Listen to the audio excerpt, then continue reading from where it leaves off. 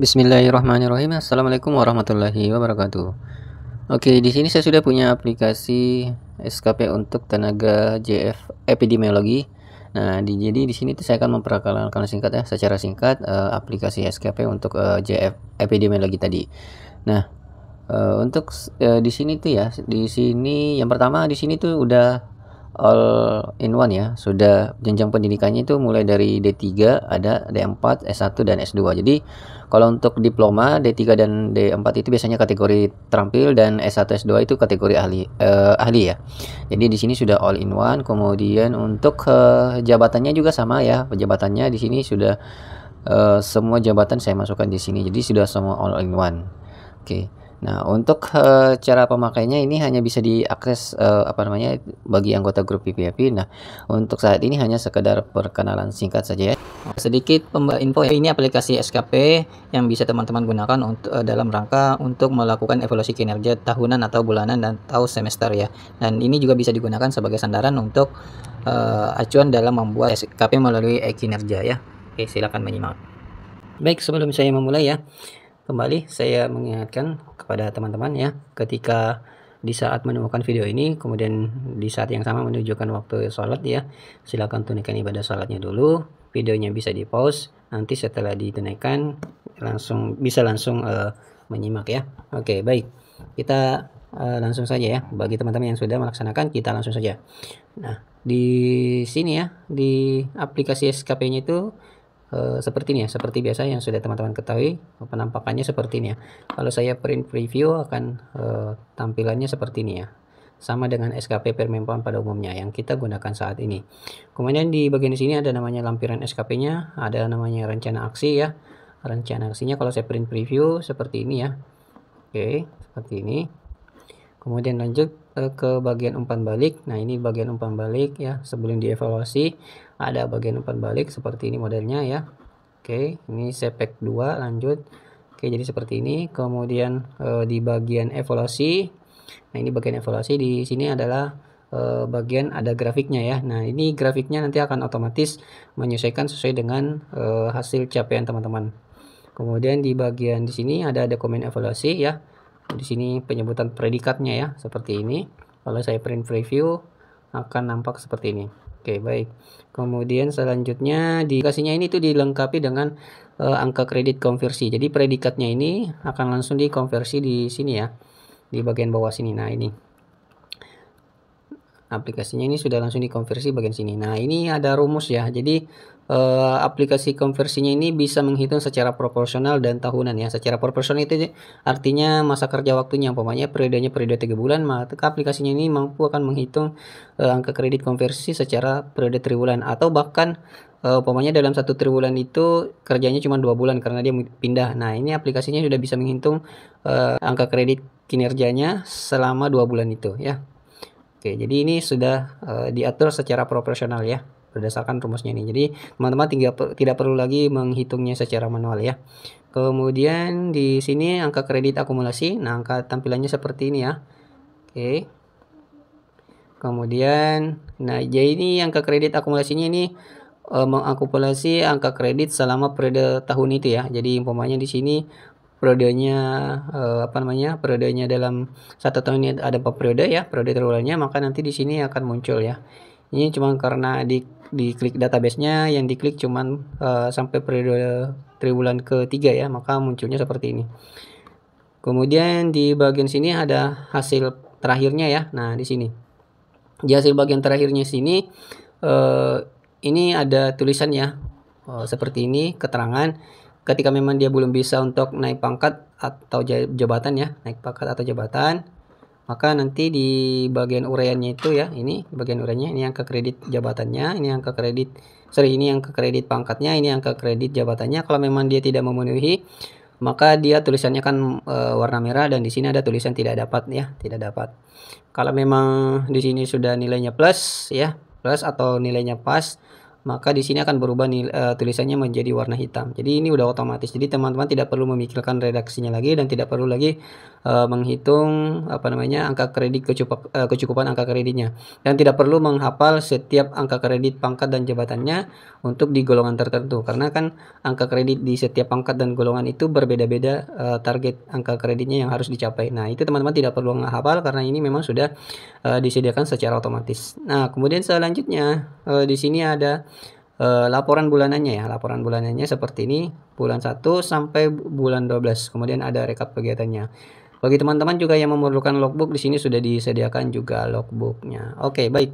Kita langsung dulu ke bagian sheet DB-nya ya. Ini hanya sekedar perkenalan saja. Nanti teman-teman untuk mendapatkan filenya bisa join ke grup VVIP. Yang jelas ini berbayar ya. Berbayar. Kalau untuk grup VVIP itu untuk joinnya kontribusinya Rp100.000. Kemudian ada grup satunya lagi, grup N25, itu nilainya hanya 24.900. Tapi di grup N25 ini teman-teman tidak bisa berkonsultasi, hanya betul-betul melihat tutorial saja ya. Jadi tidak diizinkan untuk melakukan konsultasi. Kalau grup VVIP teman-teman bisa berkonsultasi tentang apapun di situ ya, seputar angka kredit dan JF. Oke, baik. Di sini sudah saya perkenalkan ya. Di sini sudah ada sheet DB-nya seperti ini. Jadi ini khusus untuk aplikasi terapis gigi ya, terapis gigi. Di sini ada sheet DB seperti ini. Kemudian di sini ada bagian ruang kontrol. Di bagian ruang kontrol di sini sudah disediakan butir kegiatan ya. Di sini sudah disediakan butir kegiatan. Nanti teman-teman tinggal pilih butir kegiatan mana yang mau dikerjakan. Kemudian di sini ada RHK-nya ya, RHK-nya. Nah, RHK-nya ini berdasarkan Permenpan, bukan RHK ya. Jadi sebenarnya di sini adalah unsur dari butir kegiatan. Kalau ini adalah sub unsur, yang di mana sub unsur itu adalah butir kegiatannya. Nah, di sub unsurnya inilah yang dijadikan sebagai RHK-nya. Jadi teman-teman tidak perlu lagi memikirkan RHK-nya karena RHK-nya sudah disediakan secara template seperti ini ya. Nah, nanti teman-teman tinggal memilih butir kegiatannya. Nanti RHK-nya otomatis akan terpilih berdasarkan butir kegiatan yang teman-teman pilih di sini ya. Jadi nanti menginputnya di bagian sini ya, inputnya di bagian sini. Oke, nanti teman-teman bisa lihat tutorialnya. Di sini saya mengulas secara sekilas saja. Kemudian di sini ada tanggal libur ya. Di sini umpamanya di bulan Januari umpamanya liburnya tanggal 1, kemudian tanggal 8. Nanti di bagian bulanannya itu secara otomatis akan melakukan penanda seperti ini ya. Nah, ini ada penanda warna abu-abu di sini ya. Jadi itu artinya di sini teman-teman tidak aktif kerja ya. Jadi teman-teman harus mengisikan di sini ya, di bagian TN, tanggal nasional. Nah, ini diisikan tanggal liburnya ya. Oke, kemudian di sini ada kinerja atasan. Teman-teman di sini tinggal mengisi RHK atasannya ya. Jadi RKA ini adalah kinerja atasan, di mana kinerja atasan itu adalah RHK-nya, rencana hasil kinerja yang akan diintervensi ya. Kemudian di sini ada kinerja vs perilaku. Nah, kalau di sini adalah bagian penilaian ya. Bagian penilaian teman-teman penilaian perilakunya ya. Nah, di sini umpamanya kalau teman-teman melakukan penilaian secara triwulan, maka nanti teman-teman memberikan penilaian di sini secara triwulan ya. Ini triwulan 1, ini triwulan 2, ini triwulan 3, sini triwulan 4, kemudian terakhir ada semester dan tahunan ya di bagian sini. Nah, tergantung teman-teman di bagian sheet DB-nya memilih periode apa. Kalau teman-teman milih tahunan, berarti teman-teman cukup mengklik di sini ya, tinggal klik umpamanya di poin 1 berorientasi pelayanan, umpamanya sangat baik penilaiannya ya. Nah, nanti teman-teman tinggal pilih seperti ini. Kalau umpamanya predikatnya di situ baik, nanti teman-teman pilih baik. Nanti akan secara otomatis seperti ini ya. Jadi di sini sudah ada opsi. Nah, untuk periodenya sendiri, kembali saya di sini. Nah, di bagian sheet DB itu ada namanya periode ya, periode kerja. Nah, ini. Kalau teman-teman pilih di sini ada opsi pilihan ya. Di sini bisa pilih triwulan 1, 2, 3, 4, semester 1, semester 2 dan tahunan. Kalau teman-teman di sini pilih tahunan, maka otomatis di bagian kinerja perilaku sini teman-teman pilih penilaiannya secara tahunan ya. Oke. Baik, saya rasa di situ nggak ada masalah. Kalau ini bagian SKP kuantitatifnya sudah tadi saya jelaskan secara sekilas di depan. Kemudian Untuk di logbooknya ya, terakhir untuk di bagian logbook, kalau memang teman-teman membutuhkan logbook, di sini sudah ada ya, di sini sudah disediakan logbook seperti ini tampilannya. Saya akan print preview seperti ini. Nah, hasilnya seperti ini ya, logbooknya. Kemudian kalau cara penggunaannya nanti teman-teman tinggal pilih tanggalnya ya. Pokoknya tanggal 1 nih, tanggal 1, sorry, tanggal 1 di bulan 1 umpamanya. Nah, berarti di tanggal satunya nggak ada kegiatan ya, karena tidak ada kegiatan di sini, nggak ada tanggal sama sekali.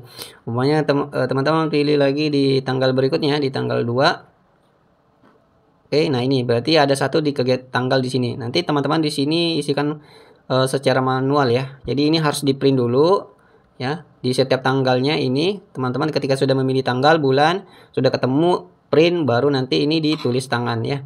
Karena nomor rekam medisnya di setiap bulannya itu nggak bisa disimpan. Pokoknya di bulan yang sama, di tanggal yang berbeda, tanggal 3. Nah, otomatis kan rekam medisnya akan tetap sama kalau teman-teman di sini mengentrikan di sini. Jadi di sini dikosongin, di print, langsung di print, nanti ditulis tangan aja. Jadi seperti itu cara kerjanya ya. Jadi seperti itu ya aplikasi perkenalan aplikasi SKP Permempana. Mudah-mudahan ini bisa bermanfaat.